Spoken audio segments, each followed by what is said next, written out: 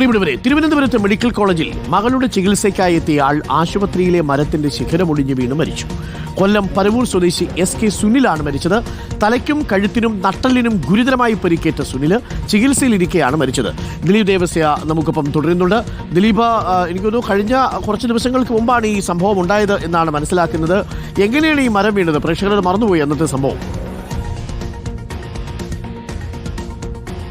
Doctor Arunkumar, May 23-നായിരുന്നു ഈ സംഭവം ഉണ്ടായത്. അന്ന് നല്ല ശക്തമായ കാറ്റും മഴയുമായിരുന്നു. ഈ സമയത്താണ് മെഡിക്കൽ കോളേജ് ക്യാമ്പസിലെ മരത്തിൻ്റെ ശിഖരം ഒടിഞ്ഞു വീണ് സുനിലിൻ്റെ തലയിലും കഴുത്തിലും നട്ടലിനും ഗുരുതരമായി പരിക്കേറ്റ സുനിലിനെ മെഡിക്കൽ കോളേജിൽ തന്നെ തീവ്രപരിചരണ വിഭാഗത്തിൽ പ്രവേശിപ്പിച്ചിരുന്നു. അങ്ങനെ ഈ ചികിത്സയിൽ ഇരിക്കുകയാണ് ഇന്നലെ ഈ രാവിലെ സുനിൽ മരിക്കുകയും ചെയ്തത്. മകൾക്ക് വയറുവേദന ആയതിനെ തുടർന്ന് തിരുവനന്തപുരം മെഡിക്കൽ കോളേജ് ആശുപത്രിയിലേക്ക് എത്തിച്ചതായിരുന്നു.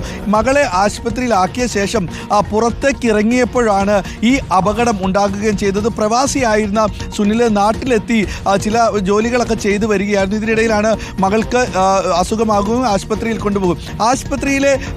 ആശുപത്രി കോമ്പൗണ്ടിലെ മരത്തിൻ്റെ ശിഖരം ഒടിഞ്ഞ് വീണാണ് പരിക്ക് പറ്റിയതും ചികിത്സയിൽ കഴിഞ്ഞതും ഇന്നലെ മരിക്കുകയും ചെയ്തത്. ഇന്ന് 11 മണിക്കാണ് സുനിലിൻ്റെ സംസ്കാരം നടക്കുക. ഡോക്ടർ അരുൺകുമാർ.